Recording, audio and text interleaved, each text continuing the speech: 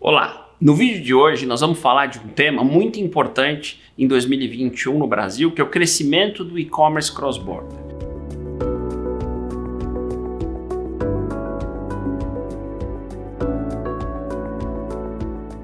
Mas antes da gente falar dos números e do crescimento, vamos retomar e vamos explicar a mecânica do que é o cross-border.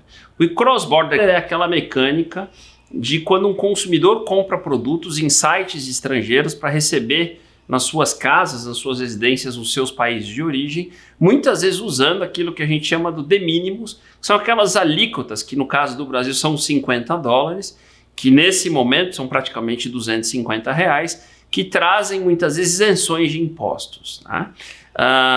A gente está falando no Brasil, e a gente vai citar aqui dois estudos de compras em sites como a própria Amazon, Shopee, AliExpress, enfim, sites que trazem ofertas de produtos vendidos da China, dos Estados Unidos, para consumidores no Brasil. Vale dizer que esse não é um fenômeno brasileiro, o cross-border cresce no mundo todo, na China é um fenômeno, o chinês tem o hábito nos sites chineses de cross-border de comprar produtos, marcas de outros países para receber na China, e no Brasil isso não é diferente. E com a pandemia, né, com o impedimento das pessoas viajarem entre países, o fechamento das fronteiras, o que a gente assistiu foi um verdadeiro boom do cross-border, e eu quero dividir esse boom com vocês, citando dois estudos que eu acho que são super relevantes sobre esse fenômeno.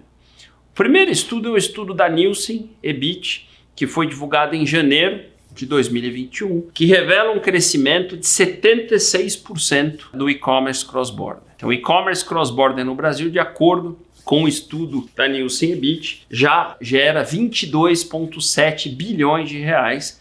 É um volume bastante importante, quer dizer, quase 23 bilhões de reais, o que representa aí mais ou menos 21% do e-commerce brasileiro. Então, se a gente imaginar que esses sites, essas plataformas que não estão no Brasil, que trazem produtos de outros sites, de outros países, já representam 1 em cada 5 compras do e-commerce brasileiro, isso é bastante importante. E principalmente o salto, 76% de crescimento de 2020 versus 19. E eu estou falando dos dados de 2020. Como em 2021 a gente continua com as fronteiras fechadas e devemos continuar em boa parte do ano, a gente espera um crescimento ainda em 2021 versus 2020. Ou seja, estamos falando de um fenômeno importante, relevante e muitas vezes polêmico, né? Muitas vezes, quando a gente compara a competição, a concorrência da oferta de produtos cross-border com a oferta de produtos vendidos em lojas brasileiras, muitas vezes essa competição não fica igual, já que existe, como eu mencionei, isenção muitas vezes de impostos e uma série de outras discussões.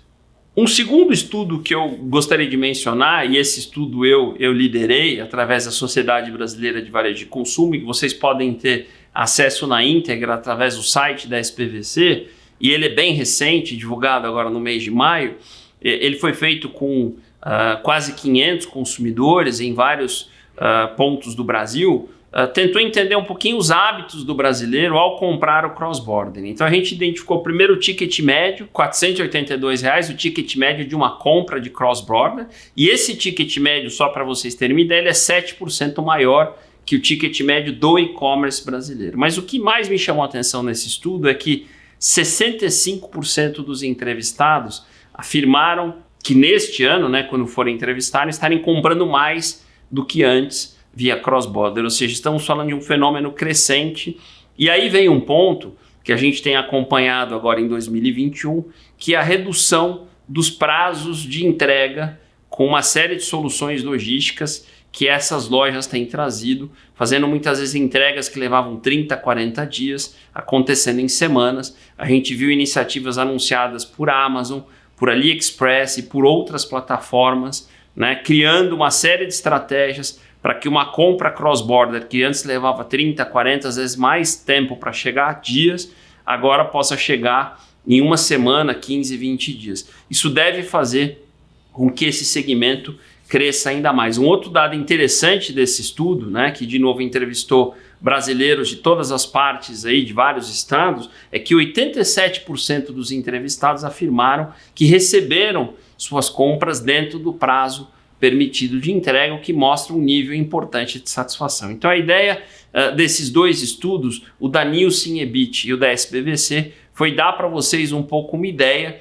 de como o e-commerce cross-border tem se mostrado forte, robusto e crescente durante esse período de pandemia e o quanto ele é relevante dentro do e-commerce brasileiro e quanto ele vem ganhando share como um total de vendas, como eu coloquei, quase 23 bilhões de reais sendo vendidos nessa modalidade.